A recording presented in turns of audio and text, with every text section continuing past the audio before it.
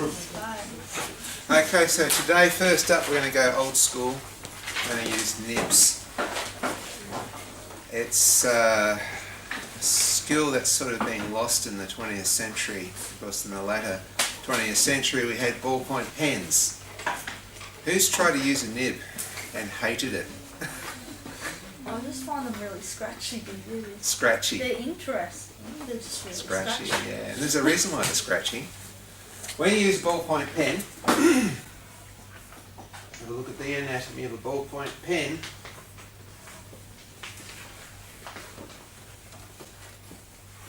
You've got a little tiny metal ball there, and as you press down hard, the ink wraps around there and makes a line. So you have to press hard.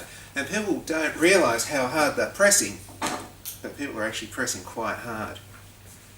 Because when you use a nib, you have to almost do the opposite. There are times when you do press firmly, but most of the time it is about having a very light touch. Because as soon as you start pressing hard with a nib, you know, this happens.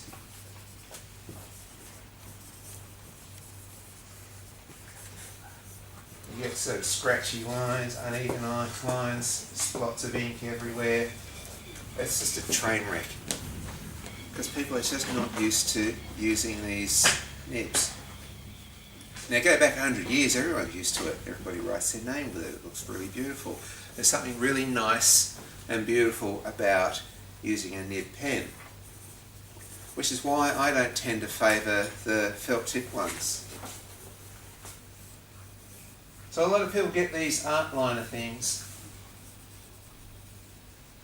They think, yeah, this is going really well. And they start with these really nice fine lines.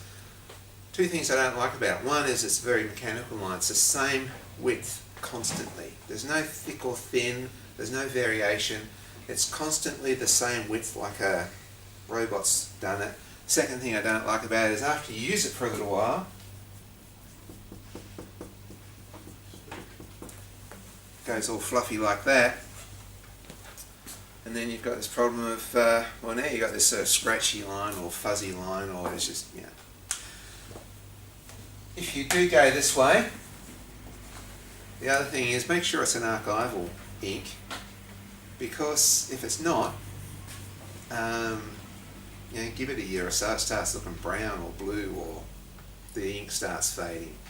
So you want to get an archival ink, which is a nice thing about pen and ink. I've got some artwork from 30 years ago, just using the cheapest Indian ink I could find, and it works great. The Indian ink, what's it made up of is it's mostly water and soot, with just a little bit of shellac in there. The shellac, what we were using on printmaking. So a tiny little bit of shellac, a tiny little bit of methylated spirits, and shellac is like a polish, or like a varnish rather, and so you'll know the quality of your ink just by looking at the drips at the side of your pot, whether it's a little bit shiny or a little bit matte. If it's a bit matte, if it's not shiny, it's probably not going to give you the same effects. And the other reason I use this is I draw straight onto overhead projection transparencies, draw straight onto it with pen and ink. It gives a beautiful, perfect positive for screen printing or photopolymer. And again, you can't do this unless there's a little bit of shellac into the ink, which will make it stick to the plastic. And the other great thing about having a little bit of shellac in there is it's waterproof. So you do a nice pen and ink drawing, next you can add watercolour to it and it's not going to shift the ink. Okay, so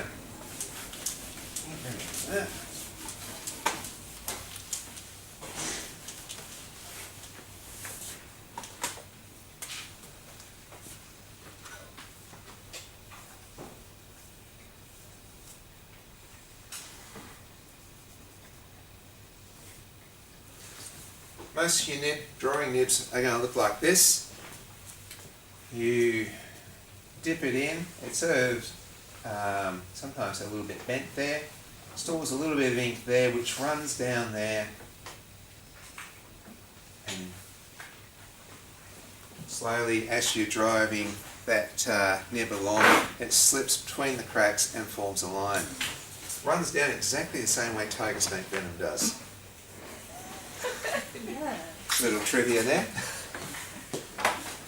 If you press harder, just a little bit harder, those two bits of metal will separate a little bit here. Not too hard, but just a little bit harder, and you get a thicker line. But you don't get a line that's going to go as long, you're going to have to dip again. As you're doing thicker lines, you're using more ink, because they have to keep dipping. If you're using thin lines, you should be able to get all the way across your page with one stroke. And this is one of the exercises we're going to do today. We're going to probably just get you to draw a few lines, so you get used to that very gentle stroking. The advantage of the thick and thin line is if you are doing some shading, for example, so you're shading here, you want this side to be dark, this side to be light, you can have these thick and thin lines like this, which I'm going to demonstrate soon. So it goes from thick to thin, like a triangle, like a long skinny triangle. Okay, the few ways of knocking out tone. The Norman Lindsay way of doing it. Norman Lindsay, one of Australia's most famous artists, some people have probably heard of him. Think of Magic Pudding. Okay, he used to do long lines like this.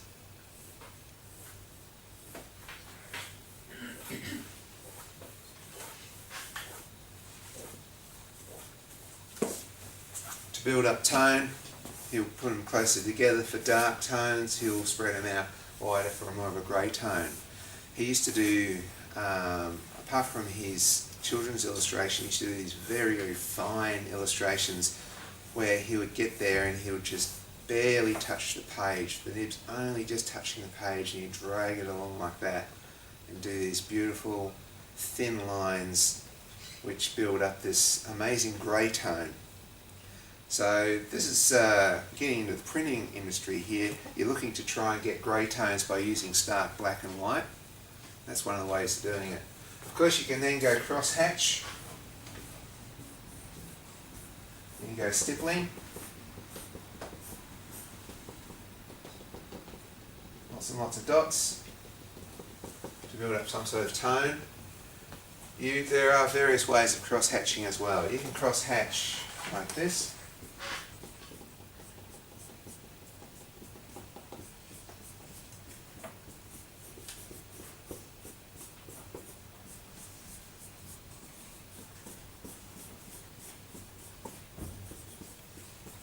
That's to the crosshatch.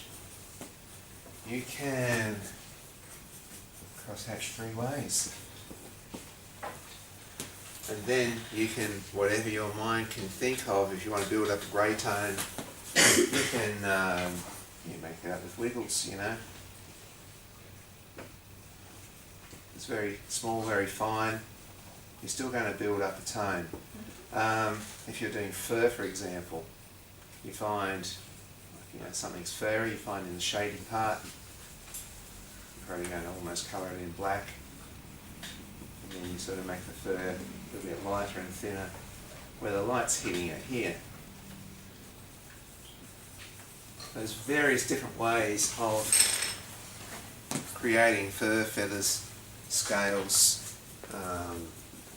rock sort of, things, wood grains, all sorts of things you can do once you are trying to think in terms of, okay, well, I can't just smudge anything or colour in with a pencil. It's all straight black and white. Alright, time to do a demo. So I've just grabbed whatever stick I could and just super glued these on, and because I don't really see the point in spending up to $5 on a nib holder. They're good because you can pull the nib out, throw it away, and put the new nib in. But you're going to throw something away, I think you might as well just use a bit of tape and super glue and a stick. And sometimes I actually like these, like pieces of gum tree. So most of these nibs are the same. They're all pointy. Your calligraphy pens have sort of like a flat bit to do the thick and thin as you're moving around. But these are all pointy drawing nibs. You can usually tell a good one that as you move down like that, you sort of see how it springs a little bit.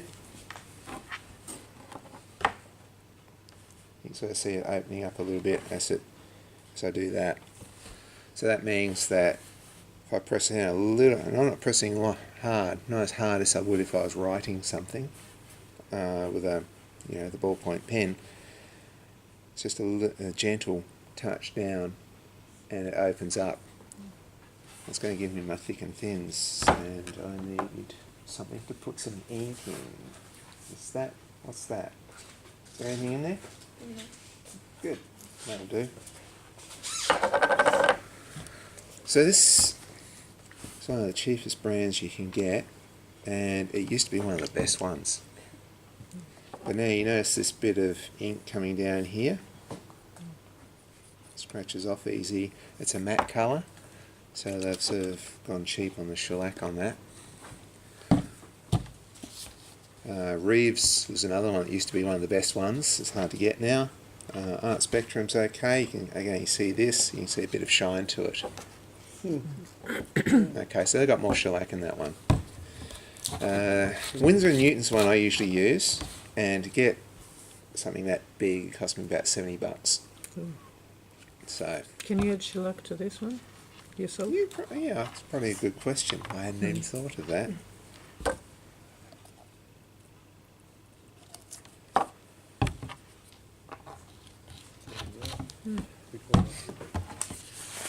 Now, I usually have a sacrificial sheet that I just flick ink on. There's a few tricks to this as to sometimes you get there and it's very frustrating because it won't get started, it won't come down. So there's a couple of little tricks you can do. Now the paper I'm using is just photocopy paper because it's fairly smooth and it's not very absorbent. Somebody just go grab me a piece of newsprint. Show you don't use newsprint because newsprint's the opposite, it's going to bleed everywhere. With this stuff here, if it does bleed, in Tasmania here, it will happen at winter time. You get a blow heater. You just sort of sit the page in front of the blow heater for a few moments, get some of the moisture out of there, and then you're right to go and it'll go smooth again. Troubleshooting for you. So what I tend to do, dip it in and flick like that. Now that's better there than on my artwork. Then you gotta get a nice clean line. If I don't do that, I've probably got an excess of ink and that happens. You see how that just went down there and just went blob. And so that stops that from happening. Sometimes you get there and it's like nothing's happening. What you do then is you just tap, tap, tap, tap, tap. Very, very gentle tap. And that's bringing the ink down to the tip. And then you can do that. Now to do those Norman Lindsay things, and this is a good exercise to do, go use your whole arm. And you go just barely touch page like this. So sneak in and fix it up like that.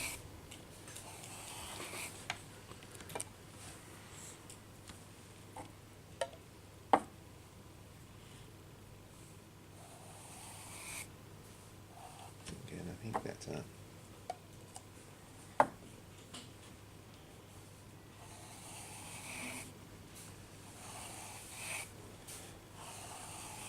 So this is probably going to be the first exercise I'm going to get you guys to do. It's a matter of, see how gentle you can touch it. The more gentle you can do this, the less likely you are to get any of that on here. Because when you press hard, that's when all the trouble starts. Now, to press hard, or to press harder, or just to, and it's not hard, it's just firm, just let that open up.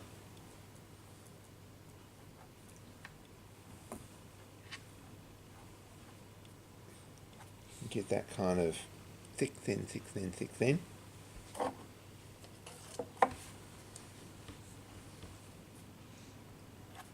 Not enough. So try and get those little triangles I was talking about.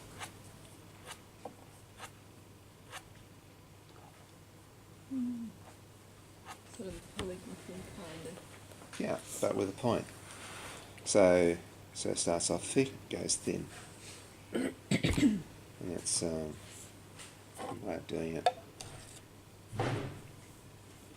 So now if I was going to try and describe something like, I'm going to get you guys to draw some bones today.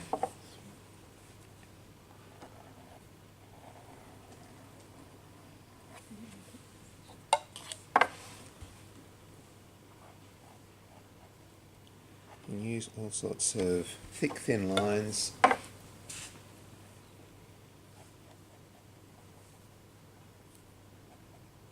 see what I'm doing here is I'm just sort of forming a little bit of a, it's not cross-hatching, it's just sort of, sort of descriptive lines, I guess. If I wanted to get a little Leonardo da Vinci about it, I would, in the background here,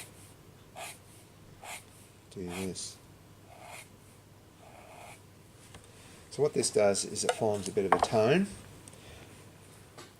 and you'll find that a lot of Leonardo's technical drawings, his anatomical ones, or his inventions and things, a lot of them had that in the background, and what that does is it makes the white bit more important, makes the white bit stand out. It makes the background sort of fall into the background more.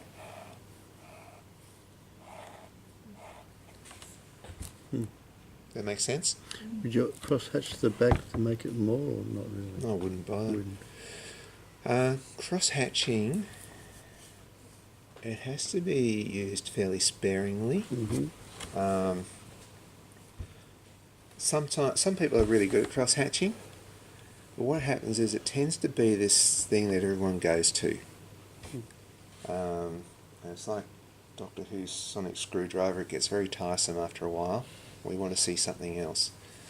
And so you'll notice that really good illustrators, often they don't use cross-hatching. Norman Lindsay hardly ever used any cross-hatching in any of his magic pudding illustrations. It was pretty much all just straight lines or curvy lines. He's got a brother called Vale Lindsay, and Vale Lindsay in some ways was even better at doing this. Norman Lindsay did the magic pudding that was very very simplistic. Then he did these really super fine nudes and that. Vale Lindsay was somewhere in the middle, and he used to use a lot of this for his political cartoons, and it just looks good. It's a good way of just knocking down a tone, and it's done with so much confidence of line.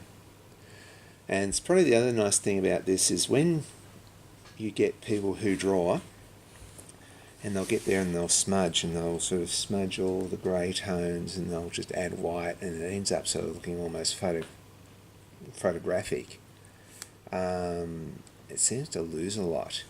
You can't do that with this. With this, you're forced to, like sign your name, have your own personality in there. And so these lines that I've put through here, that's very much me. It's very much my personality comes out in those lines there, in the same way it would come out in a signature. So what I'm saying is, like, you know, with an airbrush or with soft tones, you can hide a lot of stuff. But with the more direct line, you're not hiding anything. It becomes much more your own art, and it gets this thing where it's often a lot more beautiful. And you look at the Rembrandt drawings he does in ink, they're beautiful. And there's so much of him is in that. If you ever see a Rembrandt one, sometimes they're really quick and fast, but they're all done with this method, because it was, you know, before they had ballpoint pens. Beautiful stuff. You know, and that's one of the things I love about this line. They are trying to imitate grey, like it's trying to imitate a grey tone there with a white highlight, a little bit of dark there. It's imitating that, but when you look up close, you can see the artist's hand in it. Nice stuff.